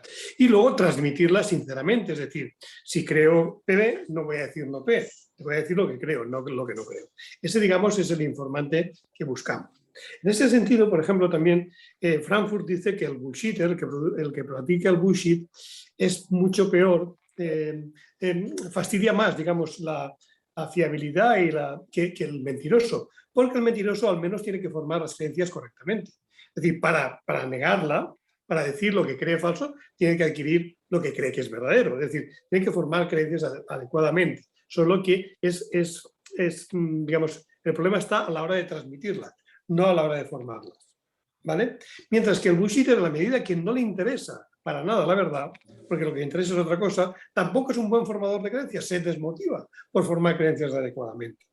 Es decir, Y sobre todo porque él dice que una de las causas que produce el incremento del bullshit en nuestra sociedad es quizá ciertas orientaciones postmodernas en las que se dice que de alguna manera son negacionistas respecto a la verdad y también piensan que no hay una especie de objetividad real y que no se puede conocer. Entonces, si eso es así, si no existe la verdad, si no hay algo objetivo, ¿qué tal? Entonces, ¿qué más da lo que digamos esto o que digamos lo otro? Entonces, él piensa que esto es lo que produce este fenómeno y es un fenómeno peor que el de la mentira por eso mismo, porque por lo menos el mentiroso se preocupa, digamos, al menos en ser un buen investigador, en ser un buen formador de creencias, mientras que el bullshit ni siquiera eso. Simplemente quería decir esto. Pues muchas gracias. Vale, había un par de manos antes, una de Juan Pablo y otra de Andrés, pero no sé si desistieron. Sí, no, ya. Bueno, me parece muy interesante la discusión, sin embargo, pues mis dudas, no sé si se salgan un poco, porque bueno, a mí me parece interesante el concepto de mala fe, de autoengaño, que tiene que ver también un poco con Sartre, con el ser inauténtico, pero bueno, en el fondo a mí me parece preocupante en términos estructurales de la cultura occidental un aspecto del engaño que inclusive lo hemos trabajado desde el ser héroe, desde los héroes de Occidente, por ejemplo, de Odiseo. Entonces, partiendo de ahí, a mí me parece, pues, interesante esos temas porque yo siempre he afirmado que siendo Odiseo un héroe racional que está dentro de los arquetipos de la cultura occidental, pues su talento se basa en el engaño, ¿no? Y eso pues tiene relación acá con la cultura de nuestro país, Colombia, que es el avivatazgo, ¿no? Entonces, pues yo quería como comentar eso y pues denunciar como esa herencia, pues no digo la herencia cultural, pero sí esa herencia heroica de Odiseo que es que me parece muy grave, ¿no? Como pues ese talento y verlo como tal. Y bueno, lo último que quería decir es sobre el aspecto de la posesión demoníaca, que bueno, que ya no tiene tanto que ver con la parte de San Agustín como eso, sino pues o no sé si de pronto se puede ver como una metáfora epistemológica o de pronto ética, porque pues la posesión demoníaca, como yo la he visto desde la fenomenología, pues de un autor que lo maneja, es que la persona pues se tiene la creencia de que está haciendo el bien, pero pues no alcanza a comprender pues lo mal que está haciendo. Entonces me parece que también esa es pues una situación existencial que vale la pena trabajar al respecto pues muy seriamente, ¿no? Yo no lo digo como desde un aspecto teológico, sino desde un aspecto existencial, fenomenológico, pues que bueno, que yo creo que ahí surge ese problema, ¿no? Y pues ustedes cómo lo ven. Entonces yo quería poner esas tres dudas, el problema de la mala fe, del autoengaño, de Odiseo y la posesión demoníaca. Gracias.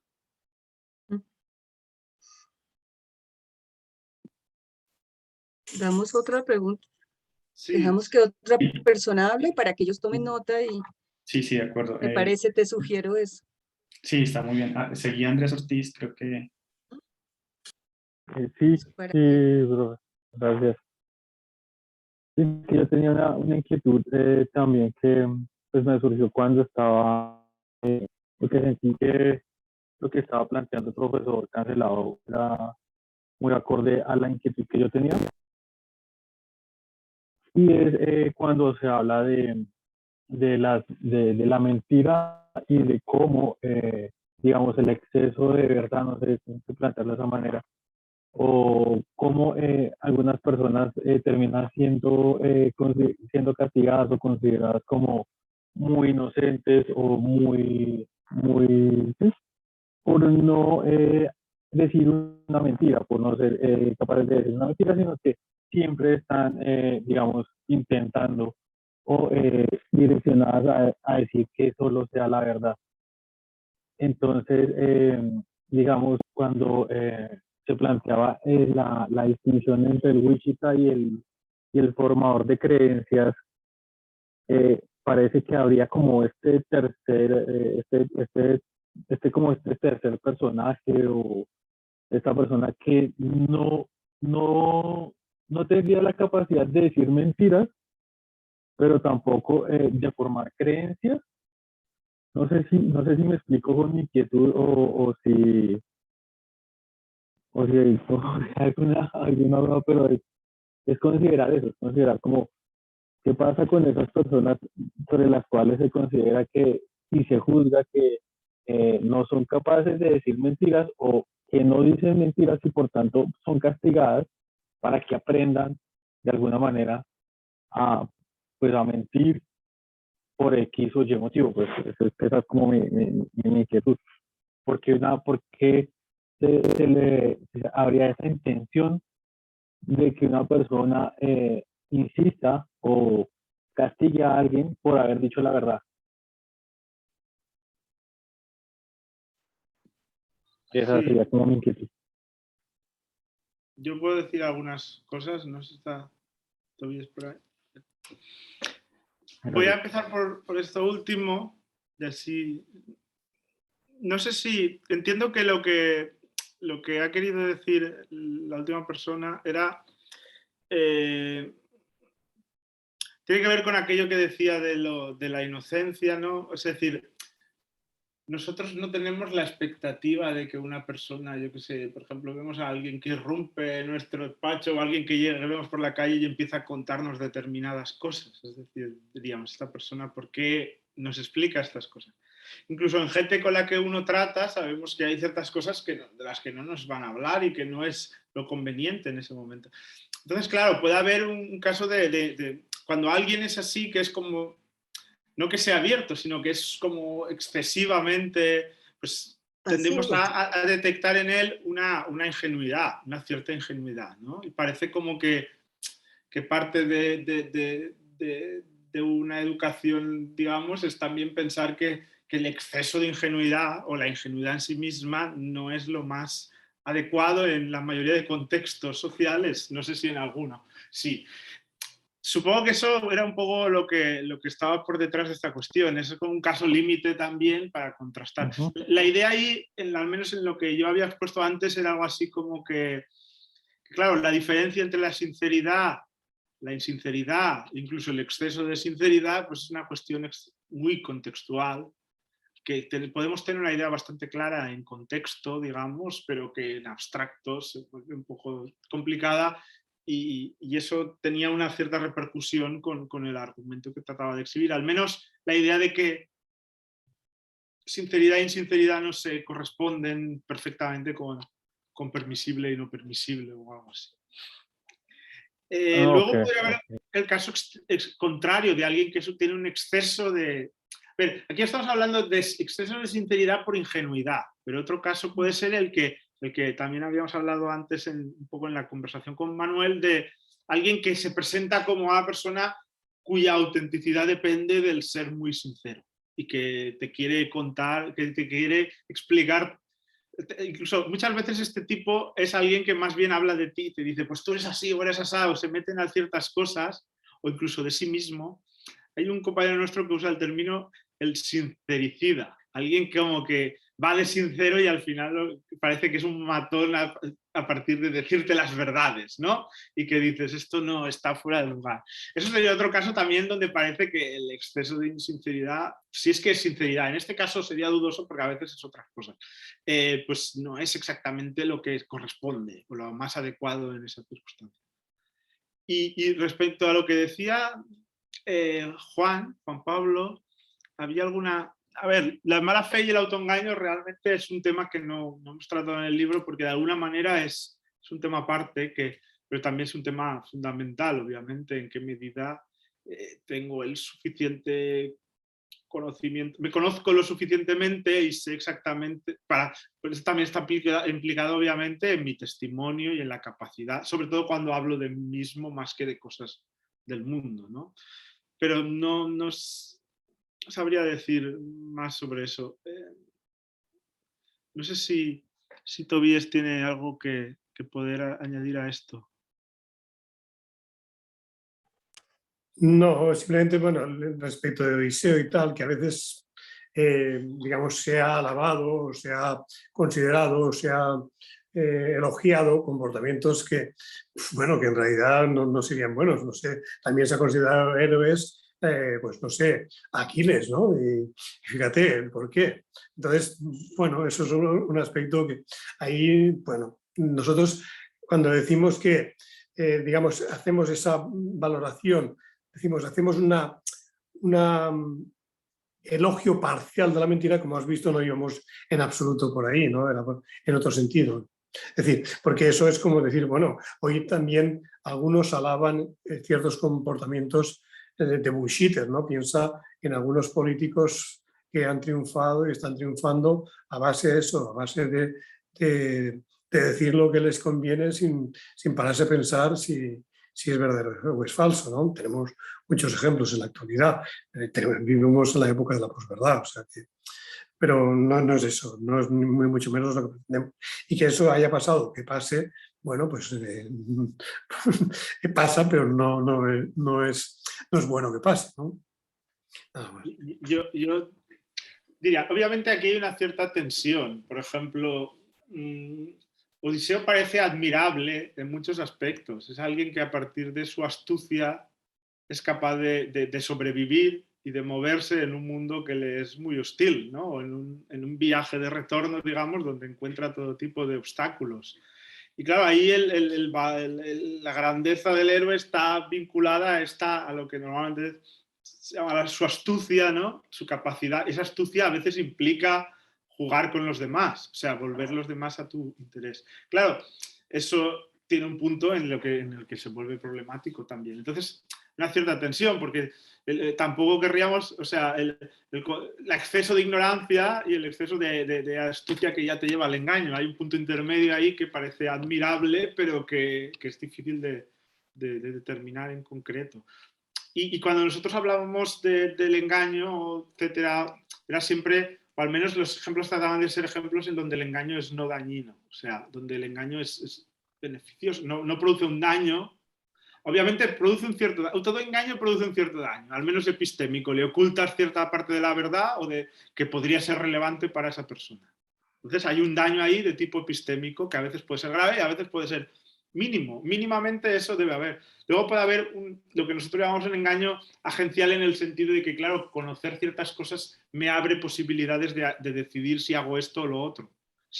Si a mí no me dicen que estoy enfermo, fatalmente enfermo, pues hay ciertas cosas que no se me va a venir a la cabeza hacer. Entonces hay ciertas opciones o otras cosas. Me ocultan que no sé qué, pues hay ciertas cosas que no podré hacer. Y luego hay una repercusión a veces moral o no de eso. Y esos daños los tratamos de describir. Unos normalmente van vinculados con otros, pero a veces puede haber solo uno mínimo. Y siempre algo de manipulador tiene el engaño. Pero claro, hay engaños que parece que no tienen una finalidad dañina. Pensad, por ejemplo, en el ejemplo de Geppetto y Pinocho, y que incluso podríamos considerar elogiables. Pero claro, nos movemos en cuestiones concretas, es complicado generalizar, y obviamente hay problemas claramente que ya se ha mencionado, etcétera, sociales, que derivan del engaño con pretensiones dañinas, etcétera, y que obviamente eso es una cosa que habría que combatir completamente. No sé si Leonardo me deja de meter la cucharada aquí. No sé si Sergi y Tobias han visto las implicaciones de su trabajo, dijéramos, en la conformación de las sociedades y del poder dentro de las mismas sociedades. Estoy pensando en filosofía política y en decir la ética, entonces, que nos correspondería sería la deriva heterónoma. Es decir, si lo que queda siendo ético es lo que la sociedad valora como tal y de pronto hasta lo legisla, y entonces yo soy ético en la medida en que cumplo con la ley. y en que tengo en cuenta esas restricciones. ¿Por qué lo menciono? ¿Por qué llego allá desde el trabajo que ustedes han estado mencionando? Porque de alguna forma, tanto la verdad como la bondad, la sinceridad y todo esto como puntos de llegada, tan es así que a los que son veraces, bondadosos y demás, o les ponemos medallas o los volvemos estampitas, porque valoramos eso, o sea, ¿verdad? O sea, sentimos que eso no es lo normal, no es lo que tiene todo el mundo, es lo que quisiéramos tener.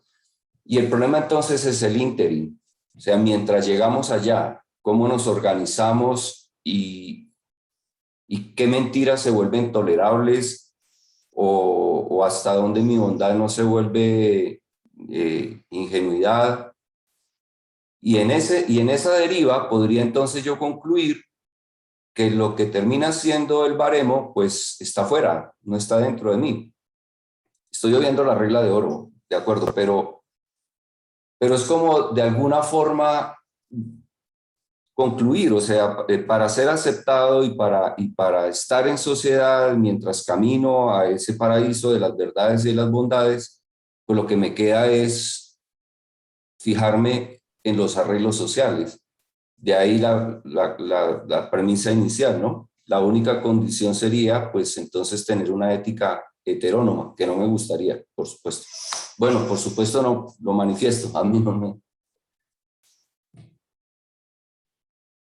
Leonardo, si Vale, quieres, ya quería dale.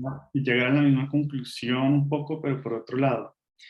Y es que yo entiendo, digamos, lo que recojo del trabajo de ustedes es que el abordaje filosófico de conceptos como verdad o mentira o sinceridad, pues no se pueden hacer como en abstracto, sino que Mm. suponen ya un reconocimiento del contexto, situaciones, digamos, detalles donde se va abriendo el concepto ya en la práctica.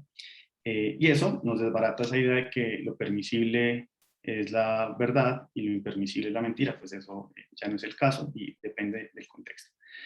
Y yo quería decirles, digamos, para reforzarlo al profesor Cancelado, es que está muy chévere esa aproximación al fenómeno, pero me queda abierta ahora una duda y eso cómo nos ubica a nosotros como agentes epistémicos y morales, como ante esa como explosión de posibilidades que trae el concepto de mentira, ¿verdad? Eh, ¿Cómo nos movemos ahí nosotros? ¿Qué significa ser un agente competente con respecto a todas estas posibilidades que ustedes despliegan? Parece que no hay una regla, tipo Kant, por ejemplo. Eh, Parece que tenemos que ser permisibles a la mentira, a la deshonestidad o a la insinceridad en ciertos casos. Y a eso me refiero, pues, que conecto con el comentario del profesor Cancelado, y es, en el interín parece que tenemos que ser unos sabios o muy sensibles o muy hábiles para mentir en el momento adecuado, respecto al objeto adecuado, en la situación adecuada, y eso. Y ya está, entonces como reconocer ese aspecto agencial o el agente que se deriva de ese trabajo que ustedes hacen. Yo quiero como completar algo, no tanto como una pregunta, sino algo que me encantó de la exposición y del texto, y es que creo que está muy enfocado desde una dinámica mucho más lingüística la exposición y el trabajo y la investigación, en el sentido de que hay muchos juegos y muchas maneras de mentir, muchas maneras de ser sincero, muchas maneras de tener excesos en la sinceridad cuando la sinceridad deja de ser virtuosa. Entonces, eh, eso lo que muestra es la complejidad de los juegos lingüísticos y las complejidades de las interacciones sociales. Y deja un poco mal parqueada una consideración estrictamente conceptual de la verdad y de la mentira. Entonces, pues como investigación me parece que abre un espacio enorme pues para acceder a diferentes juegos lingüísticos de uso de estos conceptos como verdad y mentira que están mediados por una complejidad social enorme, donde a veces el exceso de verdad puede ser un vicio, ¿sí? Y donde la virtud de la sinceridad también. Entonces, pues creo que yo lo que quería era como mostrar lo fructífero que puede ser una reflexión filosófica cuando se vuelve muy juiciosa e investiga que mentir y engañar se puede decir de muchas formas. Era como un comentario más que todo de lo mucho que me agradó la exposición.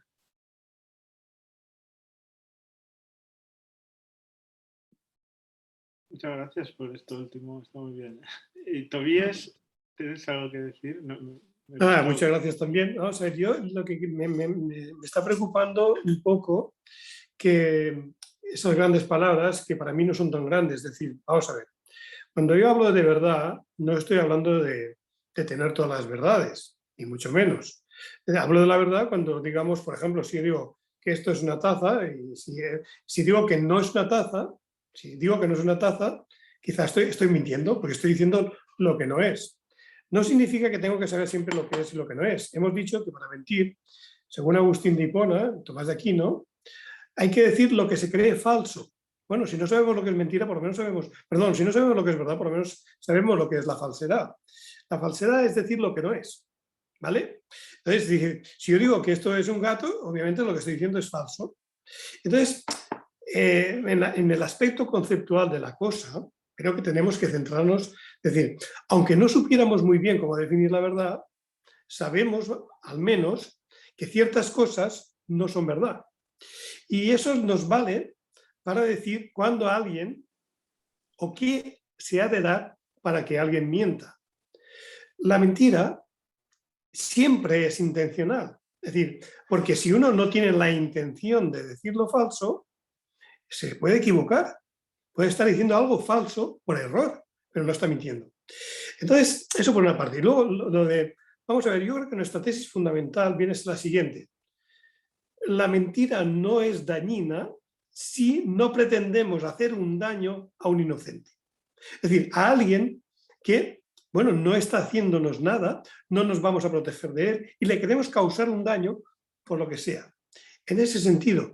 Y por otra parte también parece que es central en nuestra posición que no decir, bueno, porque eso es algo que tradicionalmente ha sido así, algo que se ha defendido mucho, quizá por aquello de que mentir era un pecado, y en cambio engañar no siempre lo era, porque si engañabas con la verdad, y ahí, digamos, los padres de la Iglesia enfatizaron esto mucho, por ejemplo, el caso de, se ha valorado mucho ejemplos de ingenio, como por ejemplo el de San Atanasio, que huía de sus perseguidores y le preguntan, ¿has visto al traidor de Atanasio? Y él está todo tranquilo, dice, no está muy lejos de aquí.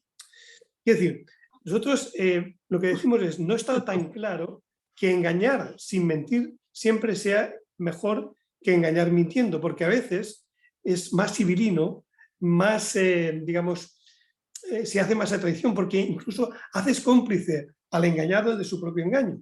Entonces, digamos, no podemos, la cuestión es que parece que no haya como reglas universales que puedan regir todo esto. Las reglas que puedan regir dependerá de qué se pretende al mentir o al engañar y a quién se miente o a quién se engaña. Sí, bondad es una palabra muy gorda. No creo que nos haga falta utilizarla. Simplemente esto es lo que estamos diciendo. Es decir, si tú estás pretendiendo con lo que dices engañar, sea a través de decir lo que crees falso, es decir, mintiendo, o sea diciendo algo que crees verdadero, pero que sabes que va a hacer que el otro forme una creencia falsa, bueno, y ese alguien es alguien que es inocente, que y tú lo haces para causar un daño, eso es lo que parece que esté mal hacer. Entonces entramos ahí. Una cosa es, digamos, el aspecto conceptual, y el aspecto conceptual es eso, definir qué es mentira, y para definir qué es mentira tenemos que emplear el concepto verdad, y el concepto verdad no estamos comprometiéndonos con ninguna definición así muy grande ni tal. Yo me conformaría con lo de Aristóteles, decir de lo que es, y de lo que no es es verdad, y lo otro es falsedad. No entrar, es decir, es cuando tú intentas definir un concepto tienes que dar otros por sentado. No puedes considerarlos todos a la vez. Y esa es un poco la cuestión. Ahora, luego está todo ese aspecto que tiene que ver con la moral, que tiene que ver con la conducta social, etcétera, etcétera. Y lo que hemos pretendido aquí es apelar un poco a eso que estamos diciendo ahora últimamente, que digamos, un poco al sentido común, que funciona muy bien, que lo hacemos muy bien. Sabemos muy bien cuando no conviene decir la verdad o toda la verdad, cuando conviene decir una mentira piadosa, cuando tal. Y a veces lo hacemos con toda la mala intención para conseguir un provecho a cambio de producir un daño en otro. No sé. Es decir, yo distinguiría por una parte, digamos, esos aspectos que tienen que ver con el concepto de mentira, para el que hace falta emplear otros conceptos que lo pueden iluminar y que son necesarios, y luego ese otro aspecto tan difícil de atrapar, pero que vale la pena explorar y ver, y sobre todo parece que lo que nosotros hacemos es un poco ir en contra de ciertas tradiciones que pretenden ser universalistas. Mentir siempre está mal, o mentir nunca está mal, o mentir está mal, o mentir es peor que engañar, o no, ese tipo de cosas. No sé, no quería hablar mucho y al final he hablado demasiado. Muchas gracias, Tobias. Gracias, Sergi. Sí, yo, si puedo añadir algo. Yo le estaba dando vueltas a también a todo, ¿no? Pero ahora en especial a lo que había dicho Leonardo. Claro, a lo mejor el enfoque es más. Hay ciertos presupuestos típicos sobre la mentira y nosotros hemos tratado en muchos capítulos de cuestionar esos presupuestos y de alguna manera desfundarlos si tenemos acierto en nuestro argumento. Y a lo mejor tú necesitas algo como más constructivo, más positivo en ese sentido. Pero bueno, es un poco... Yo estoy de acuerdo con lo que ha dicho Tobías. Es más, a lo mejor tenemos una aproximación más incluso particularista, que dicen también algunos, ¿no? Claro, pero en realidad piensa que todos estos principio de decir a un niño no mientas, está bien. O sea, yo no recomendaría a nadie que no lo tratase de inculcar. Pero obviamente el niño va a aprender pronto, si es hábil intelectualmente, qué significa exactamente no mientas. Vas a ver que incluirá otras cosas que no son mentir, como no engañar de otras maneras muchas veces cuando la cosa es seria, pero sabrá que puede moverse de determinada manera que le va a salvar, yo que sé, que pueda ir a jugar al recreo y no sé qué, castigado cuando pasa algo que a lo mejor no es su culpa, pero que se puede ver envuelto. O sea, uno sabrá, conforme se desarrolla en un ambiente, digamos, saludable, medianamente correcto, digamos, va aprendiendo muchas cosas que tienen que ver con la convivencia con los demás, y conforme uno va... Y la máxima o la al principio está muy bien, pero realmente no tiene un correlato automático en la conducta como guía, ¿no? Es más bien pues algo que inspira, pero no guía realmente en la acción. Puede que algunos piensen que sí, sabes, que yo no soy nada kantiano y entonces esto se ve, ¿no? Pero digamos, sino más aristotélico, más hay que cultivar cierta virtud, cierto carácter, y con eso viene lo otro, digamos, pero viene con el contexto, y el contexto es bueno y es malo. O sea, los demás te ayudan o sea, por eso yo tampoco soy mucho de la dicotomía aquella autonomía-heteronomía, por volver a lo de Manuel. Creo que es razonable tener en cuenta y es muy útil para entender muchas cosas, pero si la convertimos en una dicotomía y no en una distinción, pues al final pensamos que cualquier cosa que me diga otro ya no soy autónomo, y a veces es al revés. Es gracias a que estoy bien informado y que le voy a preguntar al científico que sabe de vacunas que yo puedo tomar una decisión autónoma. Claro, no digo que tú digas lo contrario, nada de eso, simplemente redundo en eso y matizo o lo pongo a mi manera, que es compatible con otro. Y en eso digamos, estamos. A lo mejor no es suficiente pero digamos, es lo que podemos. Como toda discusión filosófica, sería mucho mejor con un tinto, caminando por Turia, ustedes que están en Valencia. O en Bogotá. O en Bogotá, bienvenidos siempre.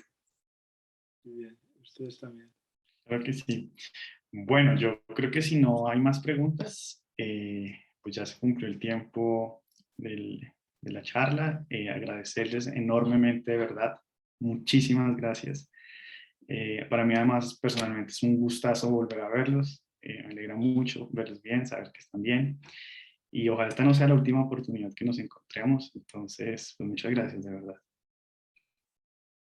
Eso es todo. Gracias. Bueno, Muchas gracias. muchas Leonardo. gracias. Gracias a Muchas vosotros. gracias. Gracias. Gracias por las preguntas y por todo. Gracias. Ojalá Muy nos amables. volvamos a ver. Gracias, Leonardo.